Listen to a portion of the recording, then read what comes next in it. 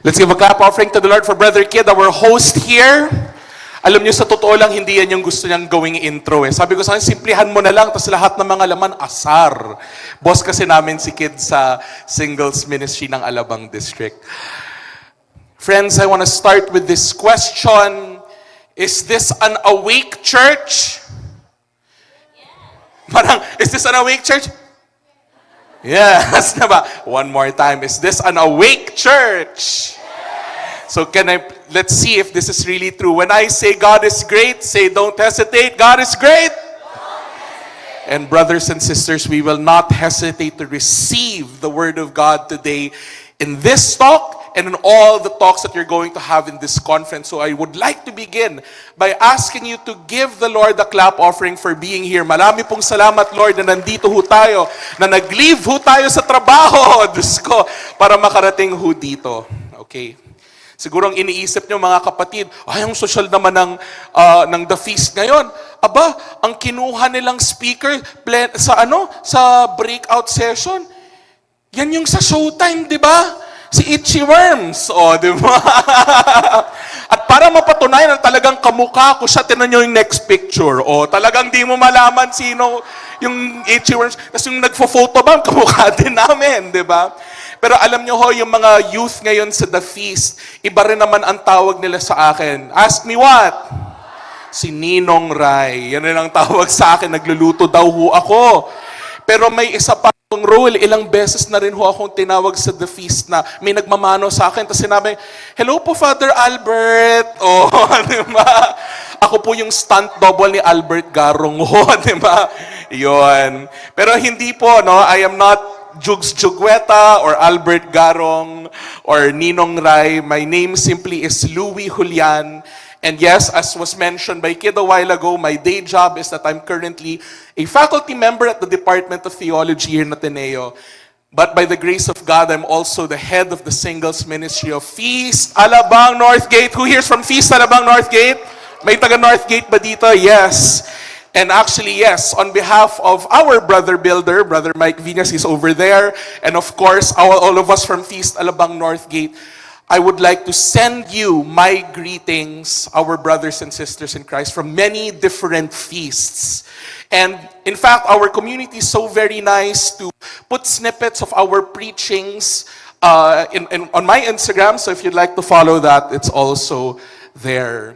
Now anyway, after those preliminaries, I just want to say this. Feast, are you ready for God's message today?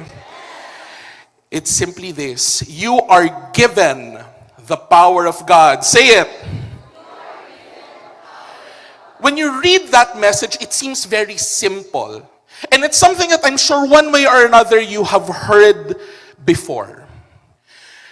But you know, these days, I think people forget what it's like to receive something or to be given something. Because I think in our culture these days, we are used to earning things. Who here is already employed or working? Raise your hand. That's many of you, okay? Who here are still students? May mga ilan dito. Whether you are working, whether you are still a student, we're used to earning things. For employees, for working people, for those who are freelancing, it's a salary. For our students, it's grades. Sanay tayo, that's our daily. I have to work for the things that I want. But here's the sad news. Ask me what? Di ba kasi sad about what? Okay?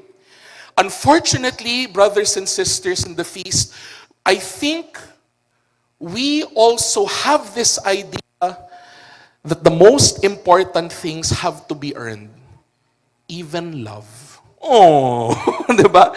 Sadly, we think that even love becomes something that we have to earn.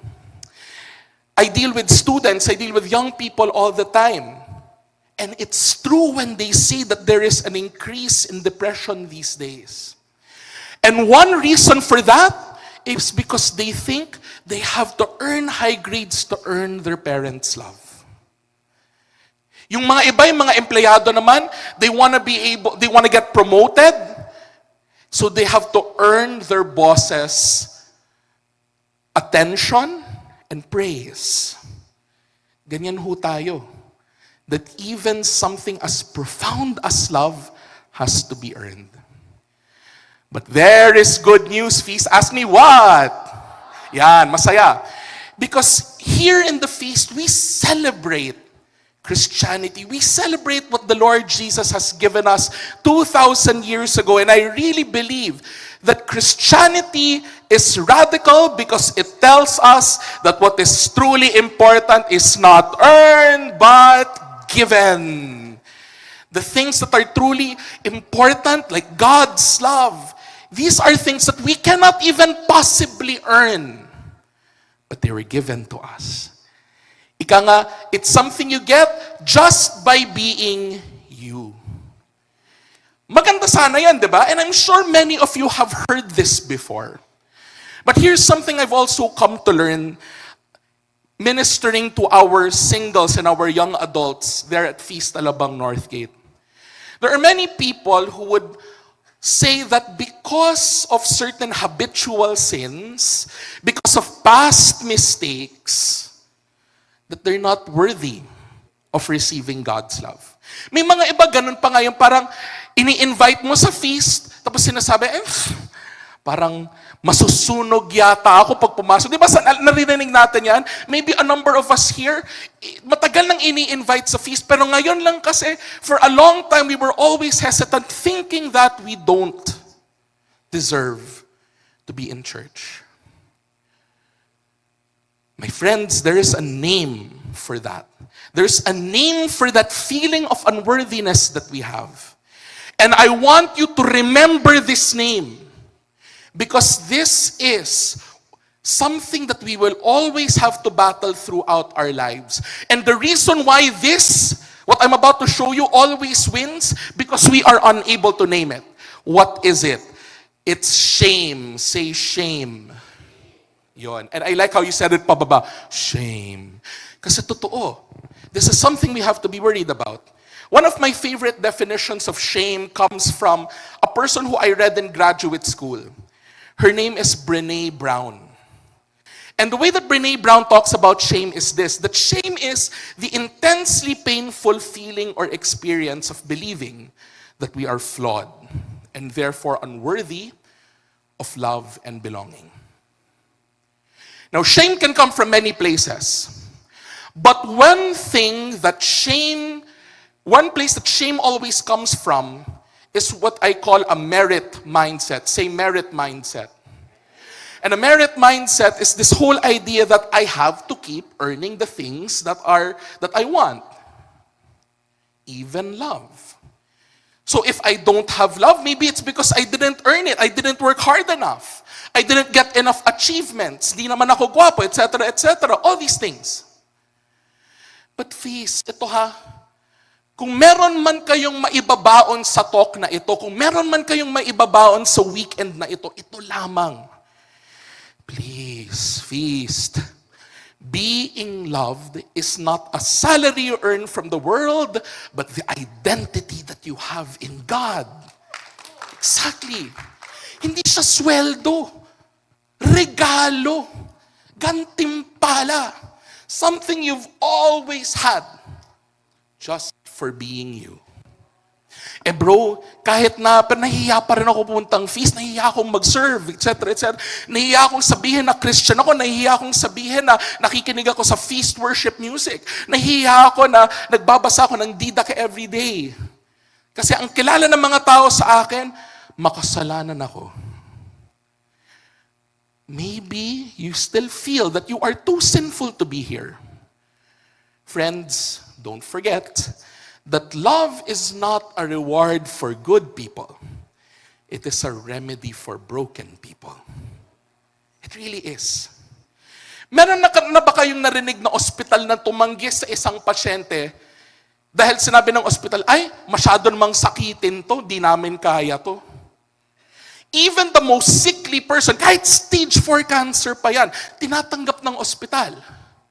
And then they simply tell you, sige, we will just make them feel comfortable and get ready for death. Pero walang tinatanggi ang ospital. Dapat. I really think the church is the same. That's why it's so beautiful that that's our theme. Together magkakasama tayo. This church is a hospital of broken people being healed by a loving God. Galing, no? Galing ni Lord. So pakisabi sa katabi, broken din ako. Ayun. Broken tayong lahat. I have news for you, friends. God's love empowers you. Ask me why? Because you have the Holy Spirit. And that's why you're here. That's the title of our talk, Unwrapping the Gifts of the Holy Spirit. But I know, especially for long-time Catholics, or even for long-term Catholics, the Holy Spirit is somehow hard to understand.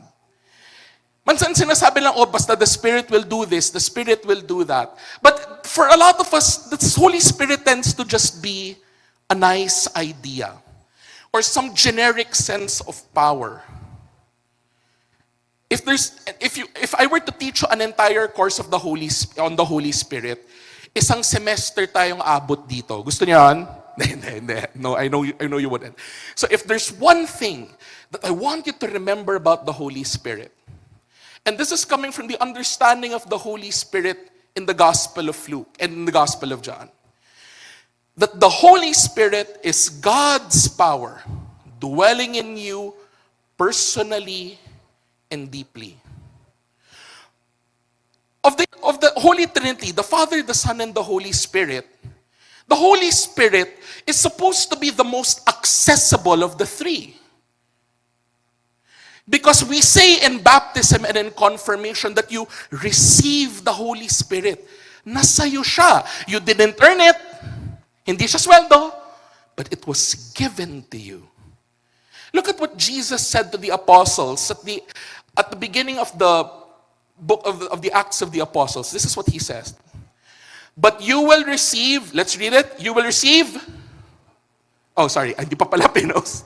Okay, but you will receive when the Holy Spirit comes on you, and you will be my witnesses in Jerusalem and in all Judea and Samaria, and to the ends of the earth.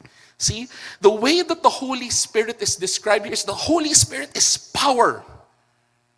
Even St. Paul says that you are able to call Jesus Lord only because of the Holy Spirit. Right? We're able to call ourselves Christians. We're able to love even difficult people because of the Holy Spirit.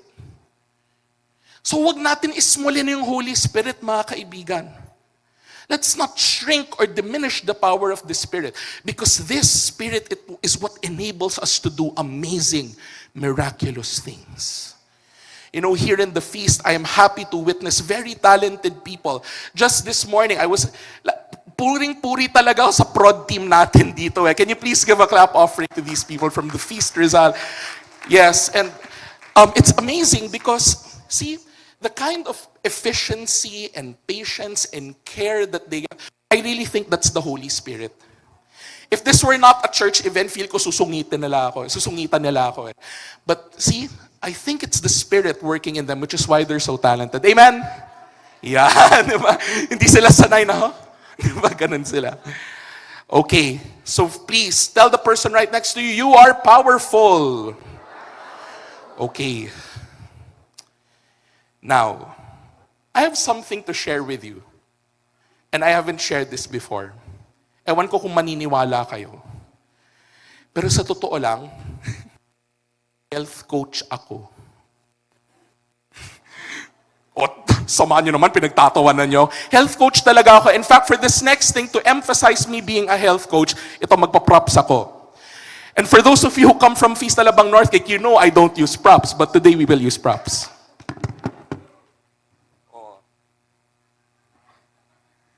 Yan.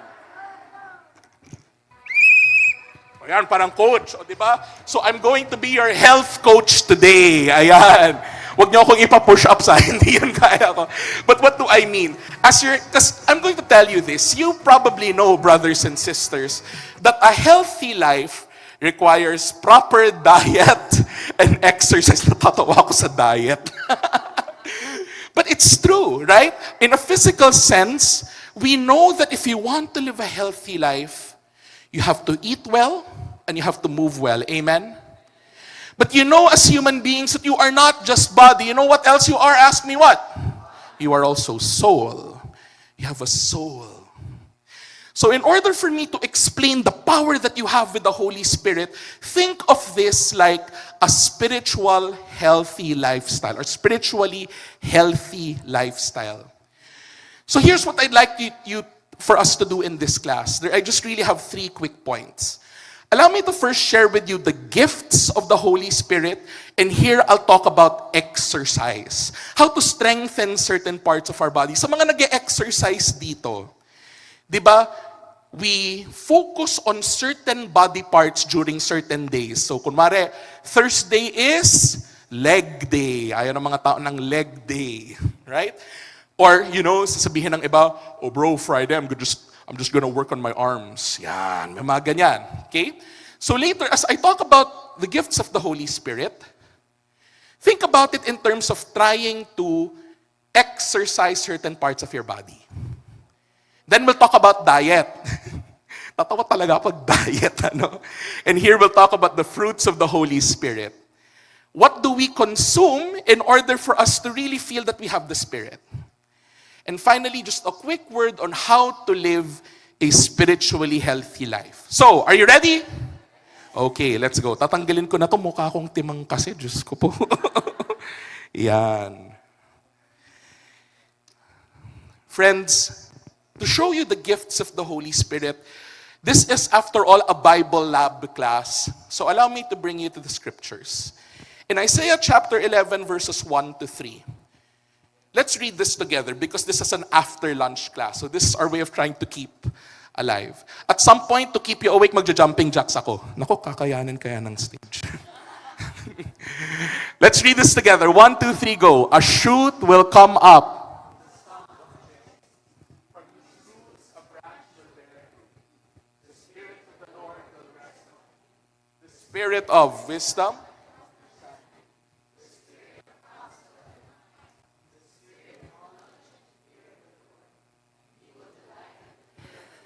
You know, friends, this is something that we teach Catholics during confirmation. Who here has been confirmed already?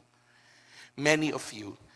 But I am sure, hindi nyo naaalala to. Kasi di ba yung confirmation seminar, parang pinagdaanan na lang natin yon. So allow me to put it in ways that we will really not forget. But I want to start with this. Look at how this verse starts. A shoot will come up from the stump of Jesse. A stump is a former tree. It's like the base of a tree. But look at what the scripture says so beautifully. That from that stump will be a little sprout. Like a new tree is going to replace the old tree. Feast, I have heard this story way too many times in our community. That there are many people who come to this community because they tried living a life on their own and all of a sudden it didn't work. Baka meron sa atin yan ng kwento, di ba? I tried to live a life for me, ngayon hindi na gumana. But that's why maybe coming back to the feast is the second shot that I need in order to live a good life. So think about this. In order for us to appreciate the Holy Spirit in our lives, don't forget this, that God turns emptiness into fruitfulness. Nobody is ever too empty for God to bear fruit for or to bear fruit from. Okay? So let's start there.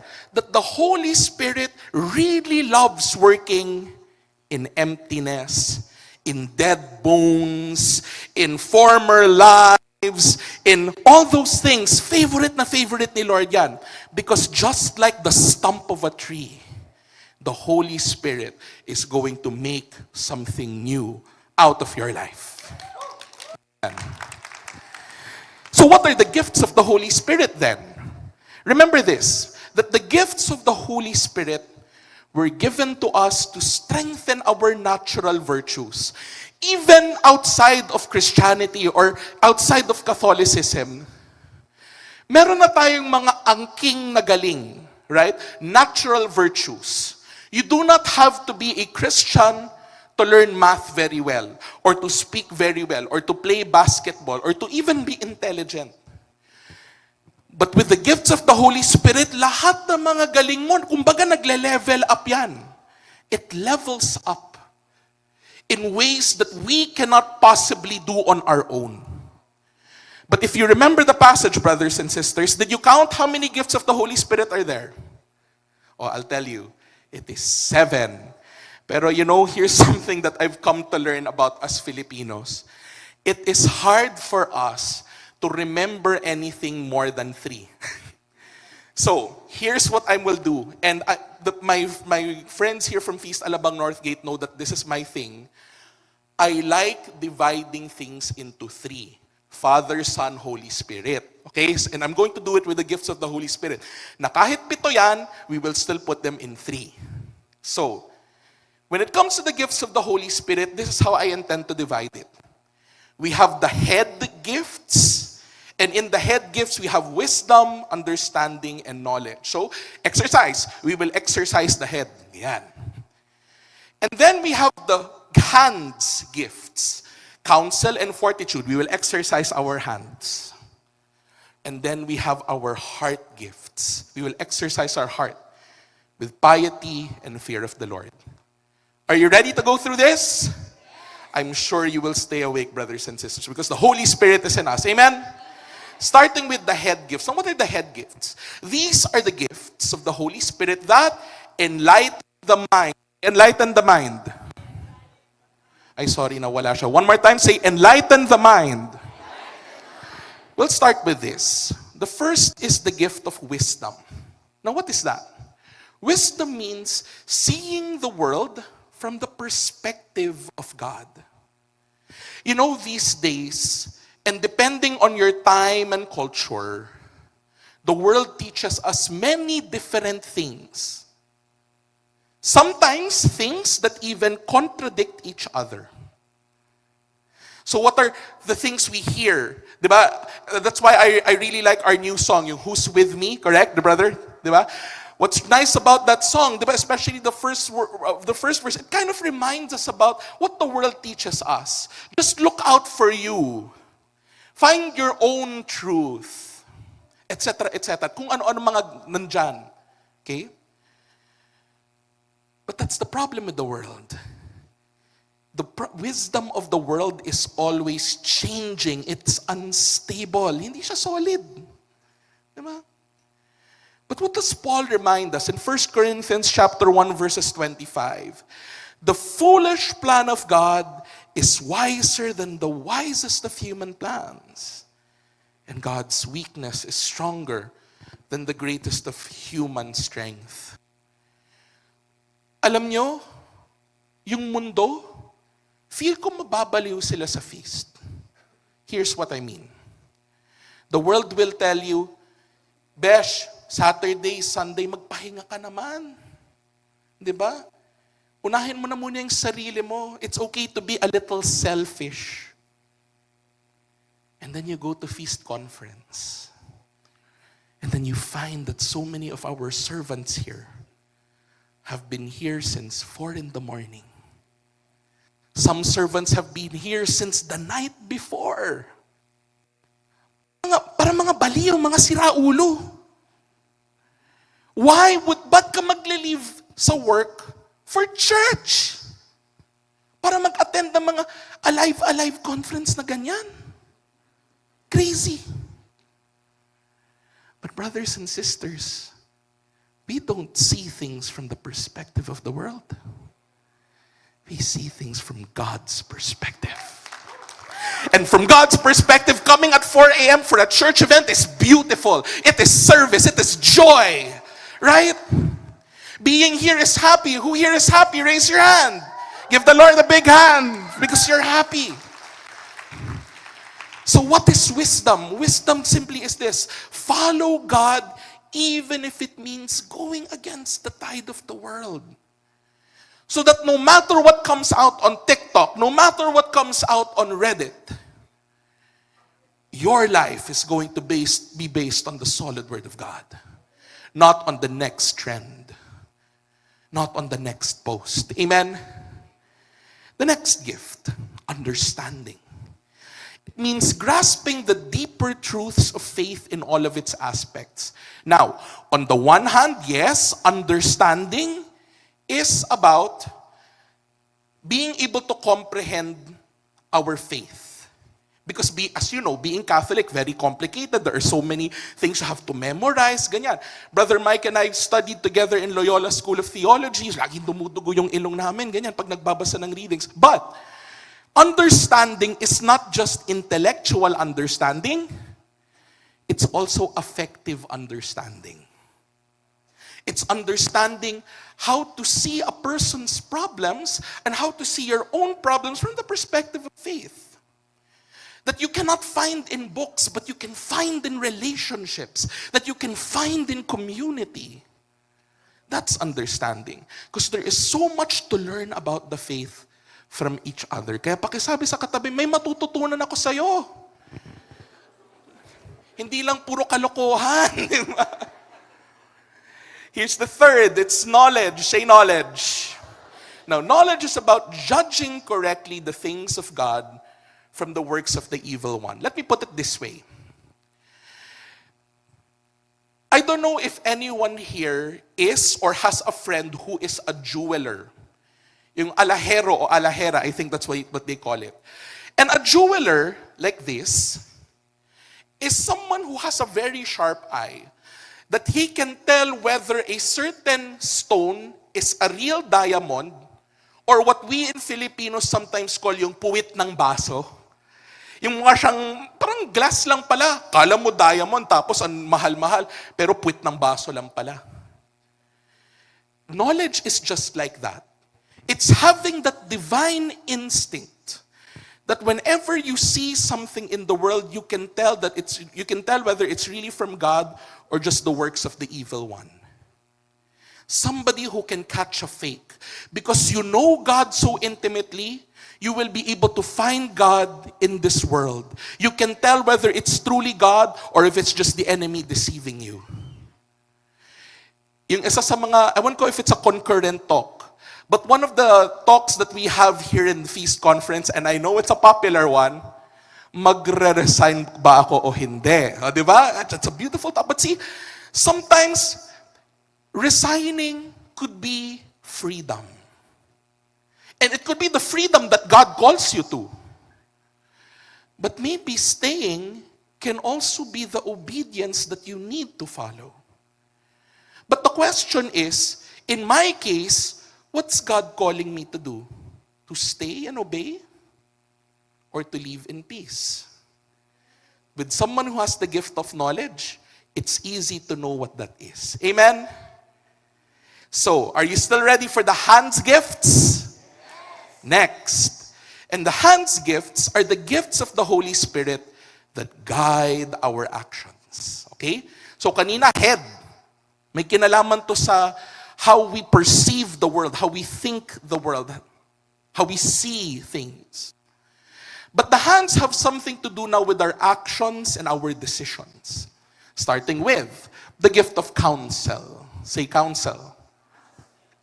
And these refer to following the will of God in every action and decision as the conscience instructs. Right? You know, sadly, we Filipinos, whenever we talk about the word konsensya, parang yung feeling lagi tayong pinapagalitan, makonsensya ka naman. But the conscience isn't just something that punishes. The conscience inspires. I'm able to, for example, I am able to do good not just because I fear doing bad, but because I really see the value of the good. Right? Everyone, there is no such thing as life decisions with God and life decisions without God. For the person with the gift of counsel, every life decision includes God. From the smallest to the largest. And it's listening to what He says in every moment. there is no such thing as my private life and my public church life. We believe in what's called integrity of character. So that whether I'm alone in my room or in this hall, I listen for what God wants me to do. That's counsel. How about fortitude? Say fortitude. Fortitude is about persevering in the life of faith, especially in trials and tribulations. Friends, we know that life is not easy. We know that, oh my God, especially here in the feast, all of us have problems with our family, problems with debt, problems with unemployment, problems with finding your one true love. Mga ganyan, lahat ng mga problema tayong ganyan. And these are problems that can crush us to the ground.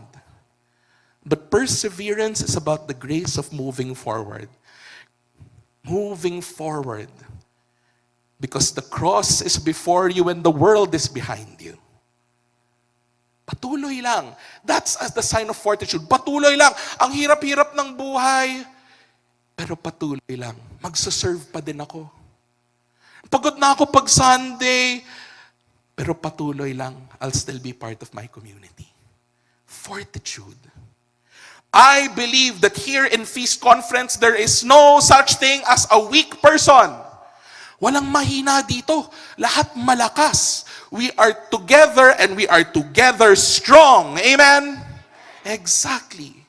Because that's fortitude. And finally, let us exercise the heart. And these are the gifts of the Holy Spirit that inspire our will. Say, inspire our will. Let's begin with this. First, the gift of piety. Devoting one's entire life to God, especially in regular prayer. Ito, I have a confession to make. You know, for a very long, I've been serving the Lord for 22-something years. Si Mike mas matagal, syempre. Yan, diba? But anyway, at si Vea Nalo na matagal na yan. Sorry, even on the stage, Vea, ano mo naman. But anyway, there's a certain point in my life as a Christian na minsan napuput off ako, nato-turn off ako, o nakokornihan ako sa Catholic piety. At ang may term ako for that. Ask me what? Manang spirituality. Ay, ang manang naman, rosary ng rosary. Novena ng novena. Diba? Tapos yung, alam nyo yung, halimbawa sa Holy Week, yung pabasa, na na na na na na na na, yan, diba? Ganon. I would think that Catholic practices are for old people. May ganong misconception.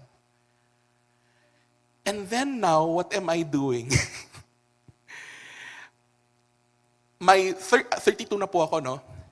My 25-year-old self would not believe that my 32-year-old self, pumupunta ng baklaran every first Wednesday. Sino po dito nagbabaklaran din ng Wednesday? May devotion sa baklaran. Ayun, friends, can I please suggest? Ayan, may mga ilan, tas mga tita din. Diba? Pero okay lang, di ba? We're proud of that. We're proud of that. Di ba? Can I make a concrete suggestion? I can't believe this is so funny. But I know, it's true. It really is true to me now. If you really want to grow in piety, start a devotion. And you have many choices here. Thursday, St. Jude. Wednesday, Our Lady of Perpetual Help. Friday, the Sacred Heart. And you know what the effect of having that devotion is? Gumagaan yung puso mo. Promise. If you're angry, you become less angry. You know, if you're worried, you become less worried. Magaan talaga. And one of the things that I've been telling our feasts lately is, mas madaling ipamigay ang pusong magaan. Mas madali kang lapitan pag nararamdaman ng tao, napakagaan mo namang tao. That's what devotions have done to me. Promise. Whatever that is, whether it's reading your Didache every day, whether it's praying the rosary, whether it's going to Mass daily, start a devotion. Please, cause friends, just as the body needs exercise, the soul needs prayer. Prayer is the exercise of the soul. Without prayer, your soul becomes weak. Your muscles become lampa-lampa.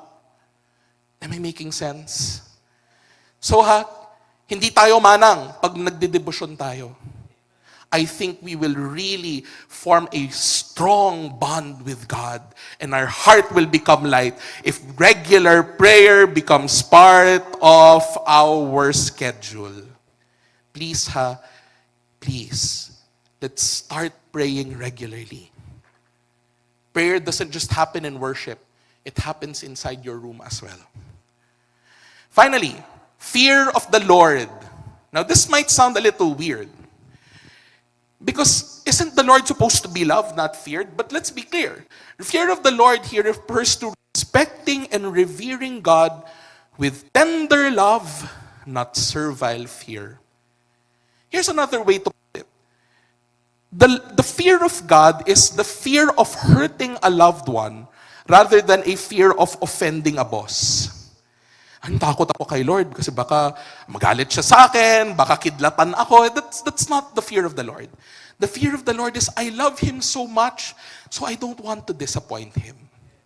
I fear the Lord in the sense that because I love Him, I can only imagine what it's like when He sees that I'm struggling with depression. The Lord loves us tremendously. And I know that the people in this room love the Lord too.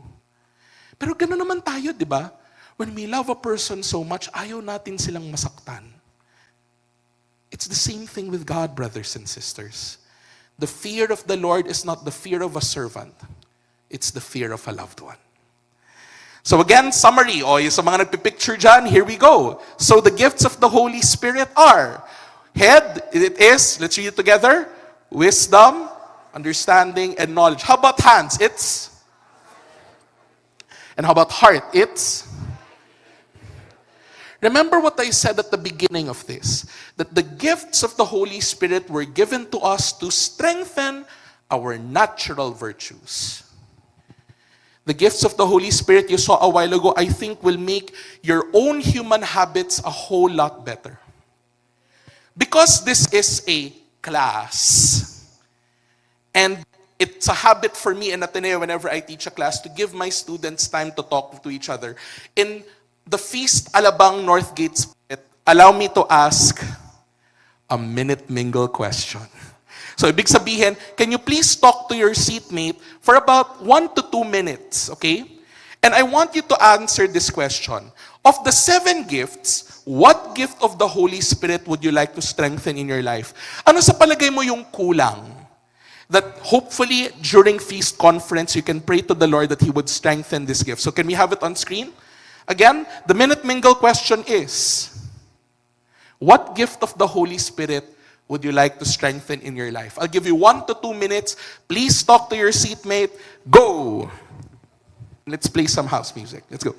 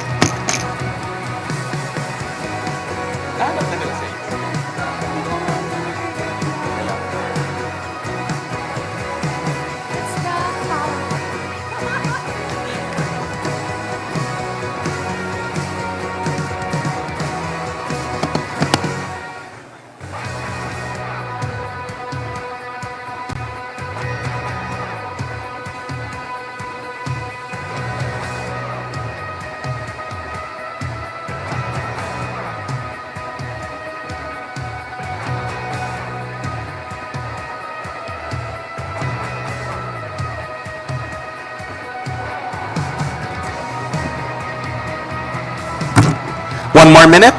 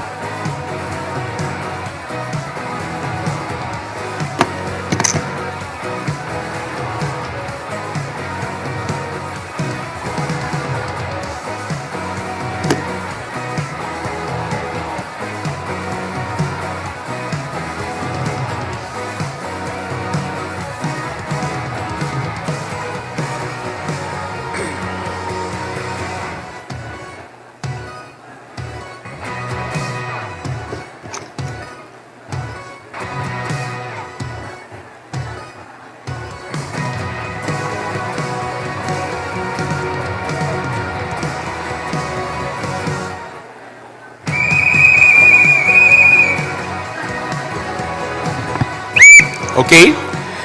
Can you thank your partner? And can you tell the person you were talking to, buti gising ka pa?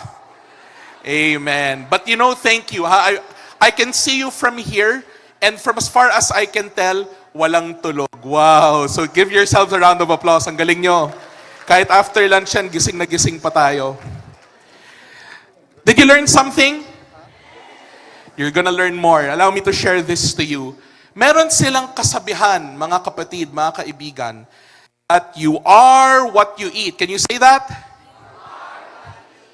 So of course, my favorite foods are lechon and pork chop. So, you know, yun tayo eh. But I also eat the body of Christ. Oh, di ba? Yun. And I believe that's the thing about the fruits of the Holy Spirit. Because the fruits of the Holy Spirit are not just things we consume, but these are also things we become. I'll say that again. The fruits of the Holy Spirit tell us that these fruits are not just things we consume, these are things we become. That's why we find in Galatians chapter 5, verses 22 to 23. Now, let's read this again together. 1, 2, 3. But the fruit of the Spirit is...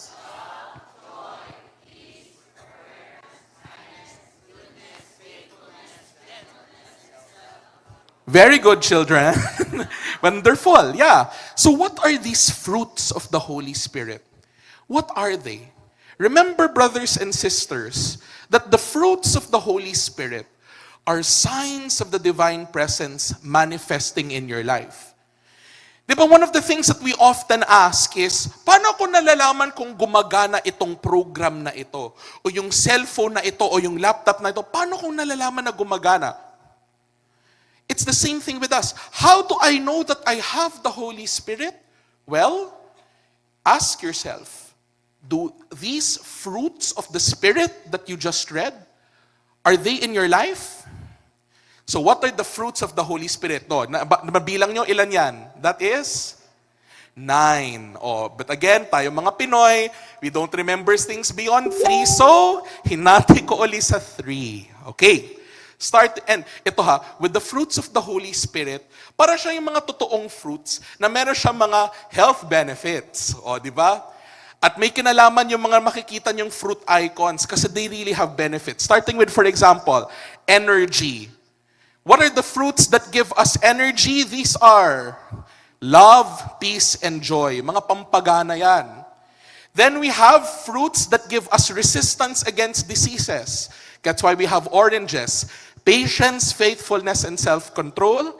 And then we have fruits that give us strength, like blueberries, social blueberries, like gentleness, kindness, and generosity. So can I run through these with all of you? That's good. Very good, children. Oh, starting with this.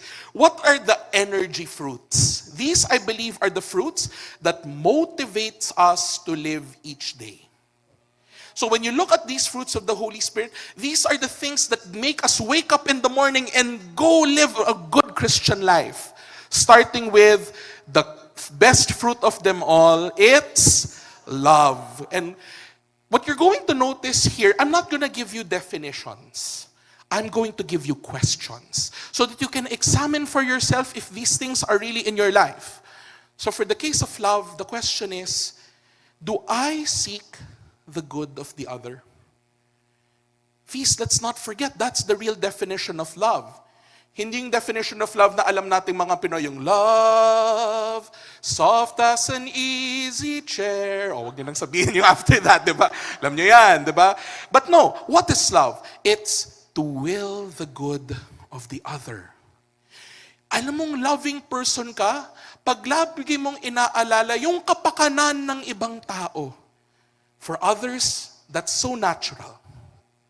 So if you're somebody who's always very other-oriented, not naman to the point of people-pleasing, and that's going to be for another talk. But see, when you're always concerned about whether another person is able to eat, or another person is okay, masaya ba siya o hindi, you know that you have the inclination to love.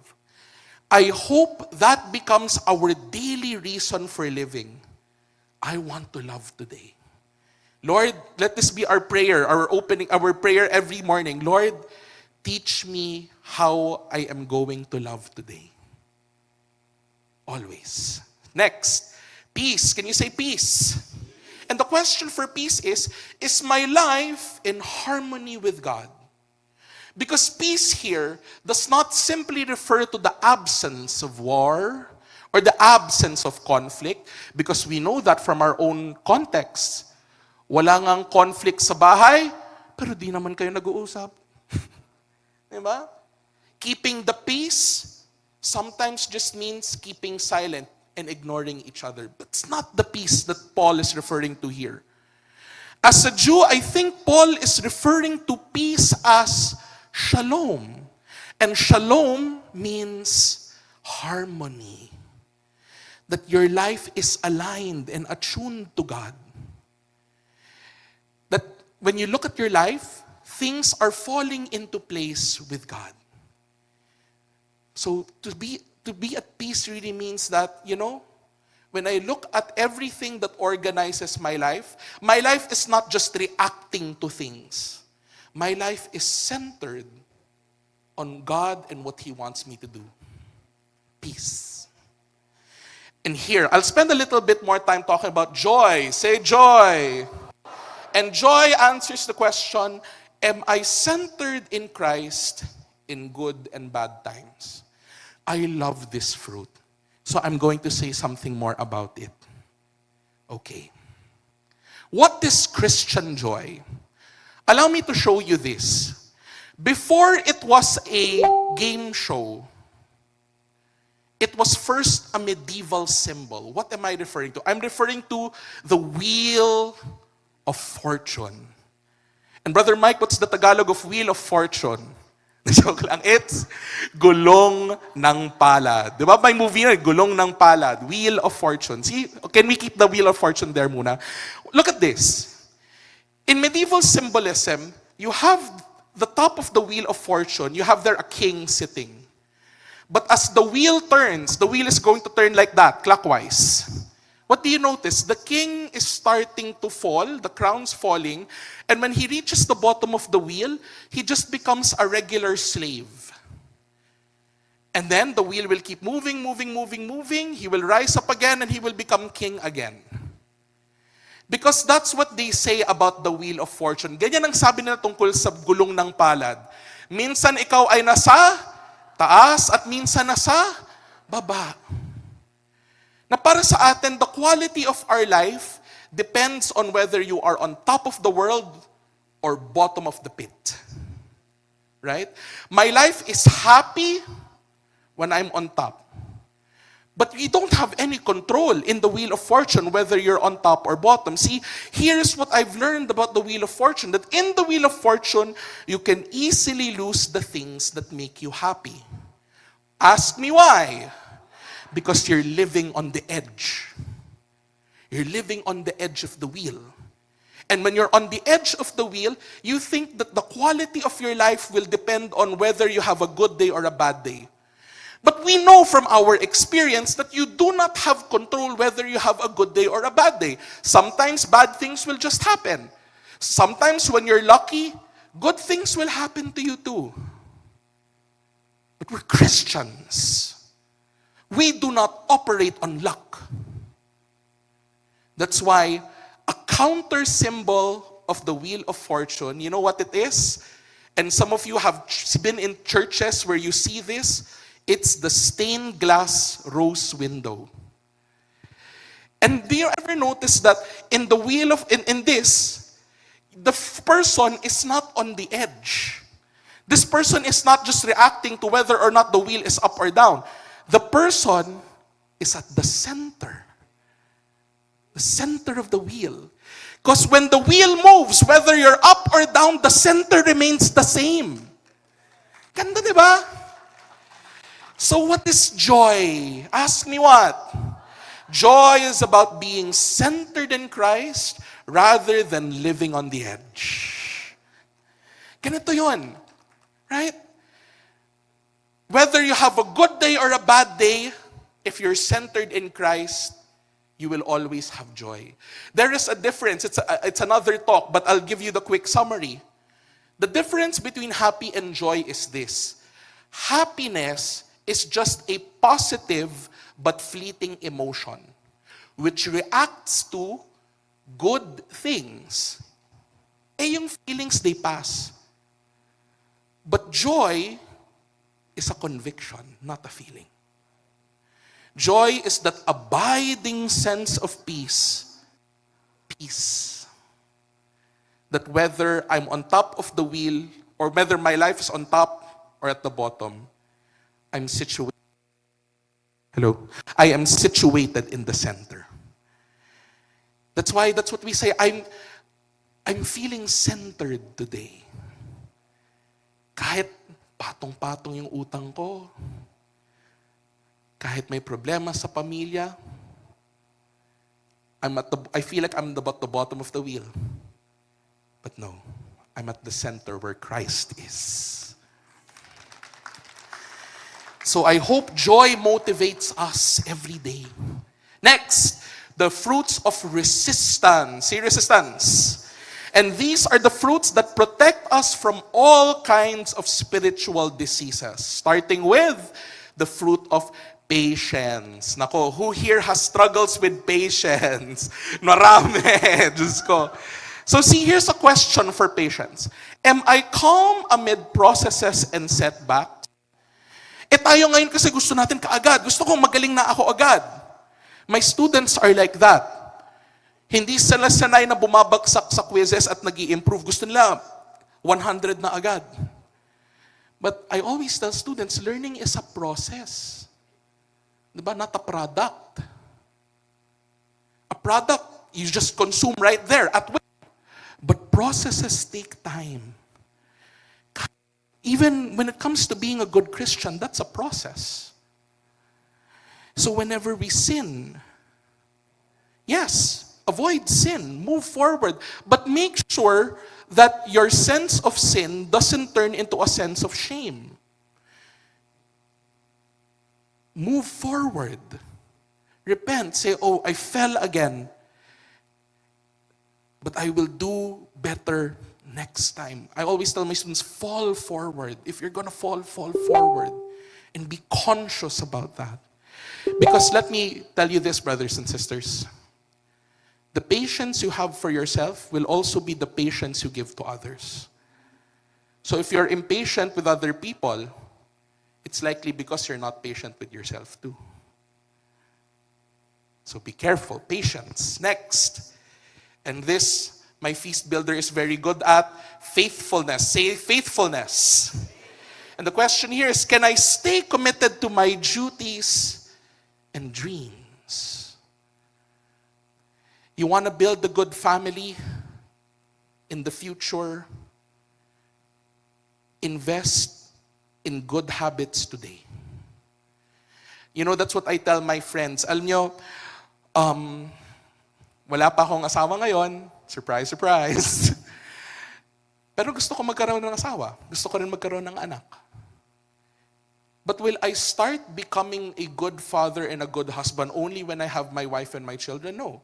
My mindset now is, I want to start being a good husband and a good father today. And how do I do that? By making sure that I have a good diet. And it's a struggle. Kaya nga I need patience. It's a struggle, but I tell myself, I'm going to invest today in making sure I have good health so that my wife and kids in the future will not lose me early. Some of the great pains of my students, they tell me, is because their dad died early. Dahil hindi inaalagaan ang sarili. Faithfulness, brothers and sisters, it's really making the daily walk of faith. Right? It's being able to plant today what you will harvest tomorrow. Staying committed. The final is self-control. Say self-control. And the question here is, am I able to control my urges? Am I able to have the discipline necessary to make sure that I stay focused on the kind of person I want to be, rather than just being, I'm sorry,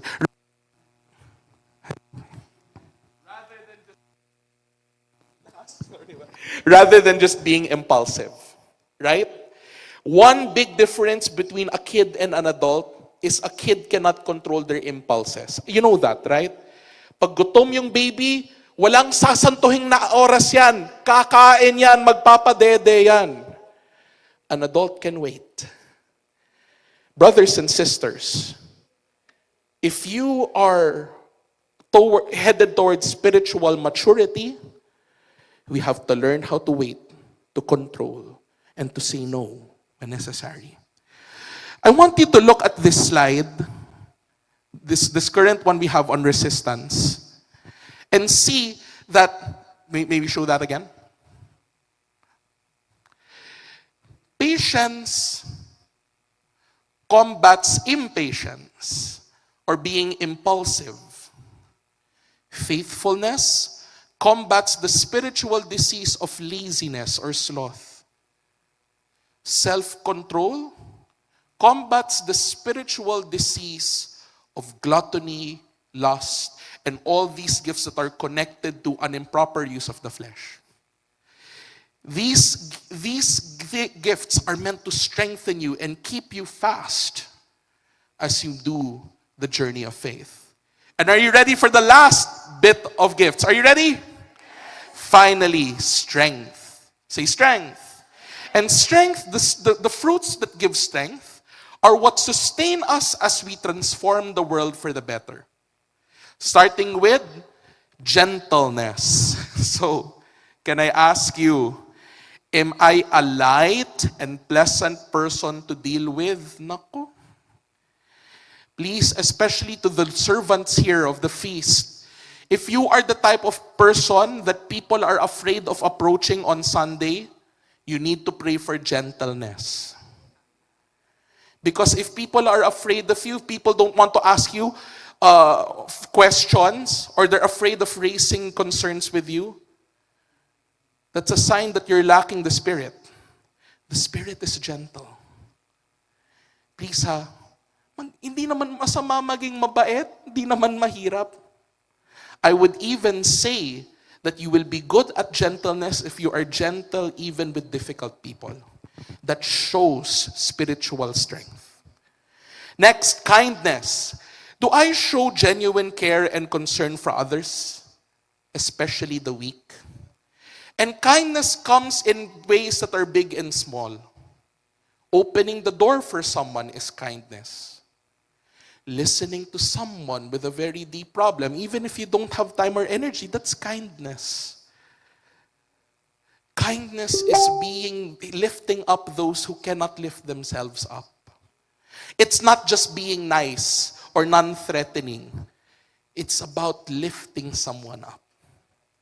And finally, generosity. And you know that here in the feast, we want to cultivate in all of us here a culture of generosity. So the question is, do I contribute to the benefit and growth of others? Generosity is not just a matter of money. It's also a matter of time. It's also a matter of attention. Kaya ito na lang sinasabi ko sa sarili ko. I may not have a lot of money, but as a single person, I still have a lot of time. Ish. So, when I can, in our own feast, and I know my brother knows that I do this, I try to make it a point to talk to 3 different people every week. Wala man akong pera, hindi man malaki yung nilalagay ko sa love offering envelope, but I can at least make myself available. All of us here have something to give. Can you tell the person next to you, may mabibigay ka? And it's a matter of looking for what that is. So see, notice this, that the thing, if we can show those gifts again, the things that make us strong, if we can show that. The previous slide. The world will tell you that the things that make you strong are aggressive. But the Holy Spirit tells us that the things that will truly make us strong, they're not aggressive and angry. They're light. They're pleasant. They make space rather than take space. So again, can we look at the fruits of the Holy Spirit? When we look at the energy fruits you have, that will motivate you every day. What about the resistance fruits? They will keep you strong against spiritual diseases. And what about the strength fruits? They're the ones that are going to sustain the energy that you have. So remember, friends, that the fruits of the Holy Spirit are signs of the divine presence manifesting in your life. If you are able to show these things, you know that the Spirit is working well in you. So for this short minute mingle question, let me ask you, which of the fruits of the Holy Spirit would you like to increase in your own life? What do you think you need more of? I need more patience. I need more self-control. Talk to your partner about it. 1, 2, 3, go.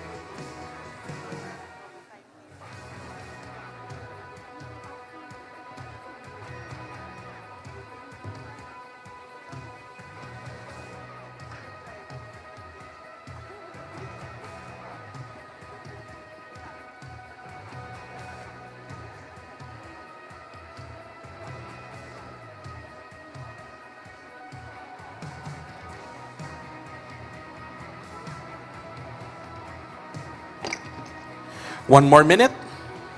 When you hear the whistle,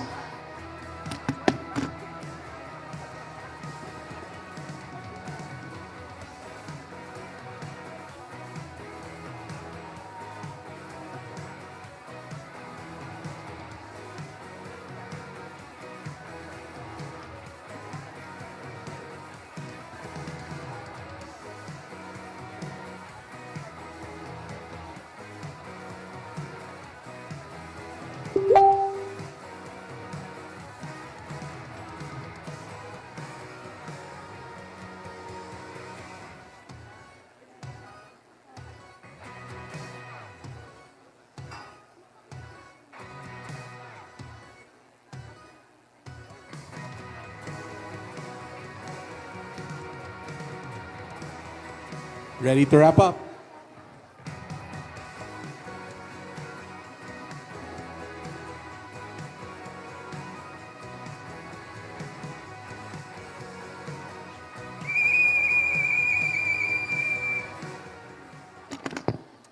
Okay. Are you still learning something today? Let's give the Lord a clap offering for the things that we are learning from Him. Allow me to now share one final word. We talked about exercise and we talked about diet. Now, in general, what does it mean to live a spiritually healthy life? Living a spiritually healthy life. Allow me to share with you a very important distinction that I've learned recently from my own prayer. There are two things that go against each other.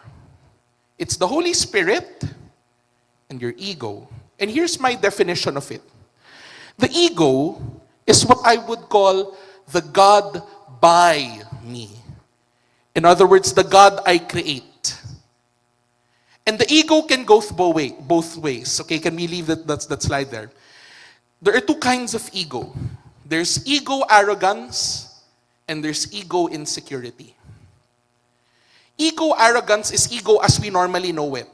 Yabang, you think you're always right. The God that you create is the God that always says you're right. You're always right.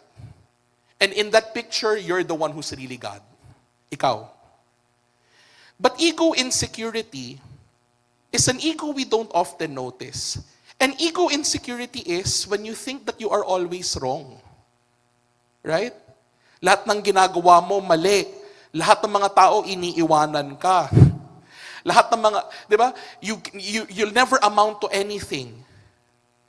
But you see, in that context, your ego is still working. Right? Because it's you looking at yourself, just yourself, as bad. Whether it's ego arrogance or ego insecurity, the center is really yourself. And so you create either a God who always thinks you're right or a God who always thinks you're wrong. But in the end, it's a God you create. That's why it's the God by me. But the greater one, that's why we see it there, if we can show it again. What's greater than the God by me is the Holy Spirit, which is God in me. Not a God I created, but the God I received. Not the God who, is a product of my effort, like a salary, but the God who comes to me as grace. So if you want to live a healthy spiritual life, stop worshiping the God you created. Start worshiping the God that was given to you. In baptism and confirmation and in every moment of your life, when you ask for God's power, you have the Holy Spirit. Finally, when it comes to the gifts and the fruits of the Spirit, here's something I'd like to share with you. I know someone in our feast who is in some ways a baby Christian, right? And this person, told me that he prays every day in front of the Blessed Sacrament for 2 hours. Ang intense. Nagfe-feast thrice a week in our feast and 2 other feasts. Really loves the Lord. Pero at some point, napagod na umay. Yung ganon. Because, I think that's the mistake when you're starting out something and you're very, very excited. You go for intensity right away. But intensity without discipline, without patience, will not last for very long. That's why I really believe, and the person controlling the slides is eager to tell you, that consistency comes before intensity. Amen, sister. It's okay. It's a very important thing to say. Tama nga naman. That consistency comes before intensity. Turo nga ni Gordon Ramsay, wow, I can't believe I'm saying this, that when you're learning how to chop an onion or whatever, or a vegetable, make sure your technique is correct and speed follows. Ganda, di ba? Correct technique, okay lang kahit mabagal. And then eventually, as long as it's consistent, the intensity, the speed will increase. That's the Christian life. Diba? May kabanalan sa kabagalan. There is holiness in slowness. Right? Move forward. Holiness is in savoring, not simply consuming. So brothers and sisters, our way of proceeding, this is what we did. We learned about the gifts of the Holy Spirit, which taught us how to exercise our head, our hands, and our heart. Then we learned about the fruits of the Holy Spirit, the fruits that give us energy, the fruits that give us resistance, and the fruits that give us strength. And here in this last part, we talked about how the Holy Spirit is the God in me, and we should stop worshiping the God by me, the God we create, and to do that consistently rather than intensely. So what did we learn in this class? That you are given the power of God. Say it. And that's all I want to say, brothers and sisters. God is doing things in you that only you can do. God worked in Thomas Aquinas, St. Paul, and all the great saints in their unique way. And that will never happen again. But it's the same with you. That's why Paul calls us the saints. Because God's power will only come in a unique way, or God's power will come to you in a way that's only unique to you. Give the world an opportunity to experience God's power in your most authentic way. Because God's power, brothers and sisters, is greater than your failures. Even with the stump of Jesse, God is going to make something grow in your life because of the Spirit. And let me finally give you one last message about the Spirit. Para siyang kape. You know, I like my coffee black. But some people don't like their coffee black. They want to put cream, sugar, milk, etc. If you put milk, cream, and sugar, but you don't stir the coffee, it's just going to sit there. So what do you need? You need a spoon to stir. Stir it so that the flavor changes. Why do we need to ask for the Holy Spirit? Because while it is true that we have the grace of God and baptism, you need to ask God to keep stirring in your life so that the Spirit truly changes you. Nasa iyo na ang biyaya. Pahaluin mo lang. That's why even Scripture says, we're asking for the stirrings of the Spirit. So friends, let the Holy Spirit stir you into the best version of you. God bless you. Thank you very much. Mas malakas na palakpakan para kay Brother Louie!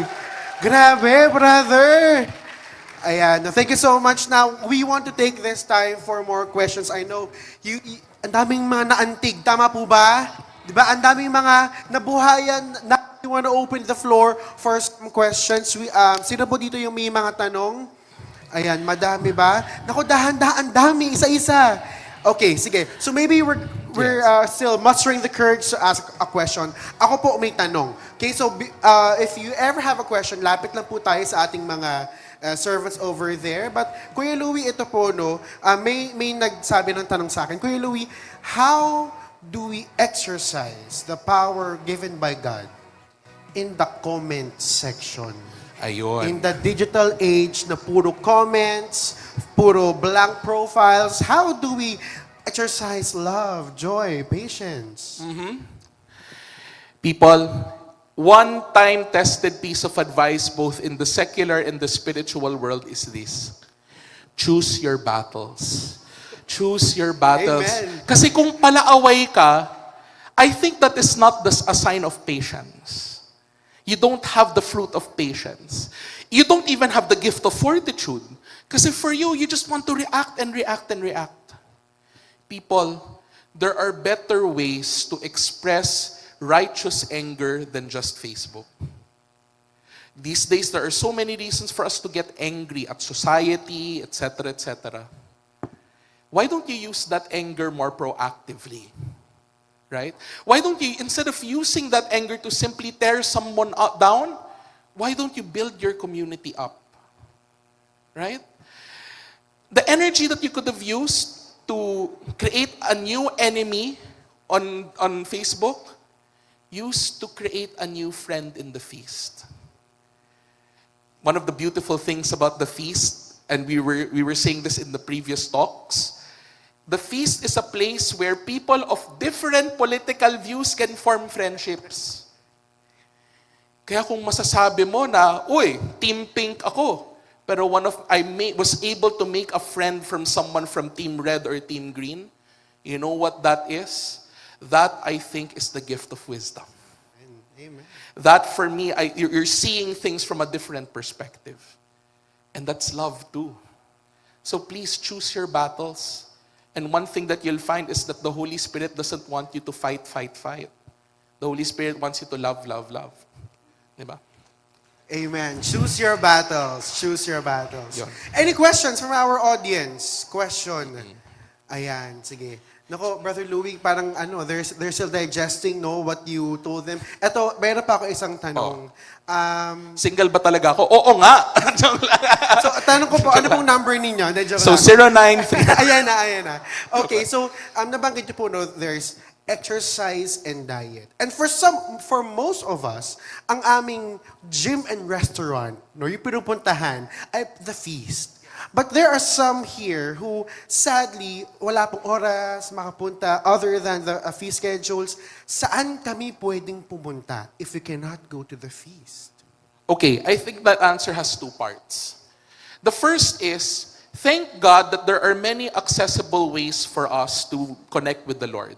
There's personal prayer time. You can go to any church that has a 24-hour Blessed Sacrament. You can have prayer there. The feast is a beautiful community, but if you find yourself more resonating with another community that can help foster your faith, that's also great too. A community that might fit your schedule better.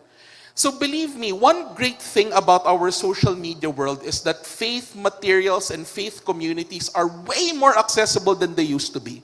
That's the first part. But here's the second part, at dito yung mahirap. Ask me what? What? You have to make time eh. You can't just wait for time to fall on your lap. You have to make it.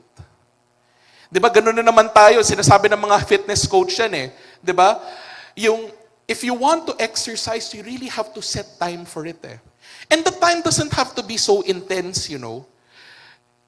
If you do a 1-hour workout for 1 week, that's not as good as if you do a daily workout for 10 minutes. 10 minutes a day. Because in the 10 minutes a day, you build the habit. And when you build the habit, it's something that you can do more easily. But if it's just occasional intensity, it's going to fade right away. So friends, make time, and it doesn't have to be so intense. It goes back to the first part of my question. Yes, pay attention to what's doable to you, but you have to make time. Yun eh.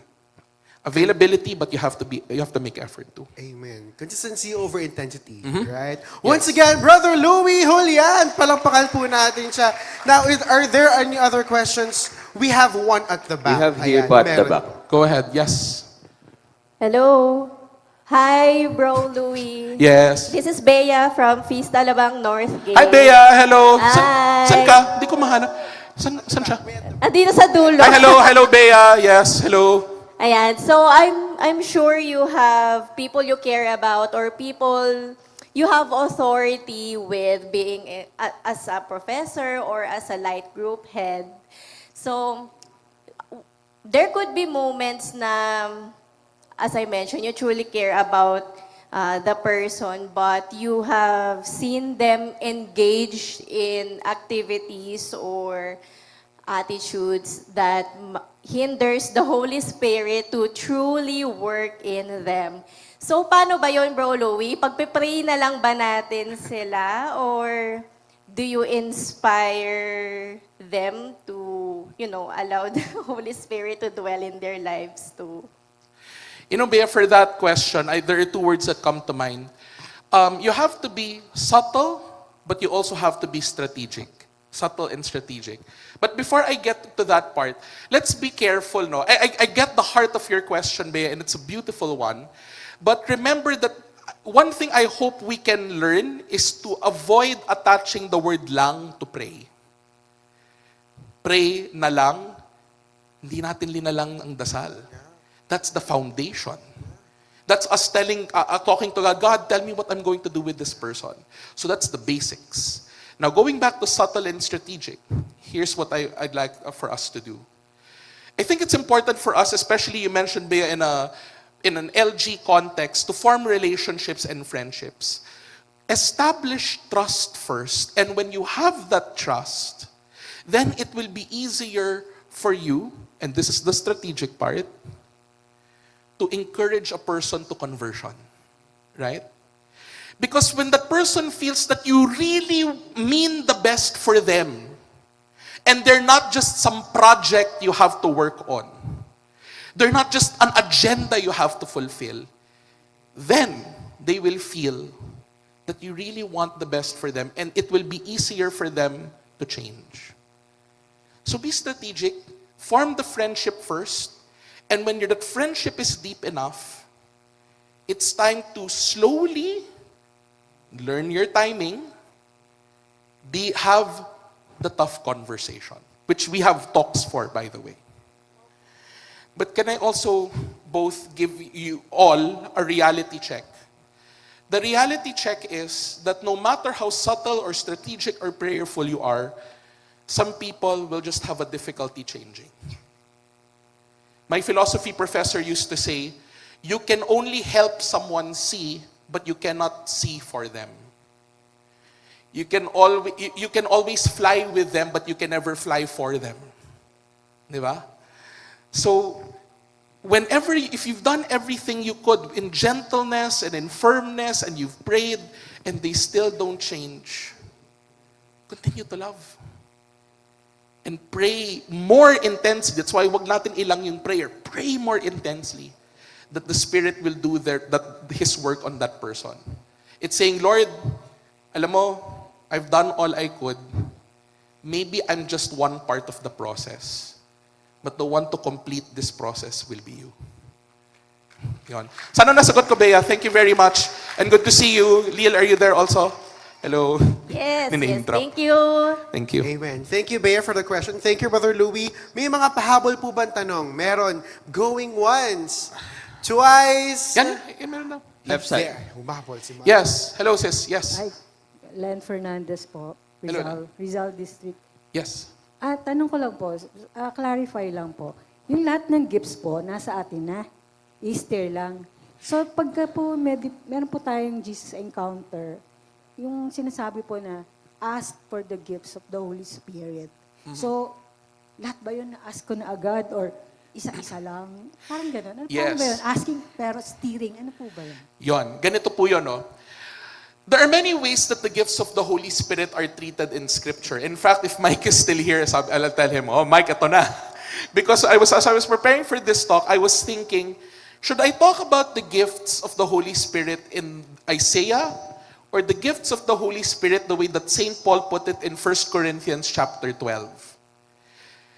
The one that you mentioned, sister, that you learn in the Jesus Encounter are the charismatic gifts of the Holy Spirit in 1 Corinthians chapter 12. And St. Paul says that these are the gifts which are specific roles that we play in church or in the community. So they have a service orientation. Service orientation. They're oriented towards service. But the gifts of the Holy Spirit in Isaiah have a sanctifying orientation. Meaning to say, in baptism, you've received all of these gifts. In confirmation, you've received all of these gifts. Or better yet, it's like this. In baptism, you've received them. In confirmation, they are stirred.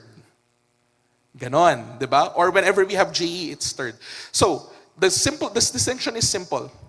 All the 7 gifts of the Holy Spirit are in us by virtue of our being Christian, baptized Christians. The gifts of the Holy Spirit, the charismatic gifts in St. Paul, in 1 Corinthians, tongues, the gift of healing, miracles, etc. Not all of us have these gifts. Not all. God will give us these gifts according to the needs of the church and according to our own strengths. So gifts of the Holy Spirit in Isaiah, we have it all. The gifts of the Holy Spirit in Corinthians, we don't have it all. It depends on God. Should we ask? Yes. Ask for the gifts. Yun ang turo natin sa JE. But in the end, God decides what gift you will get. You cannot demand for a gift. You only ask it.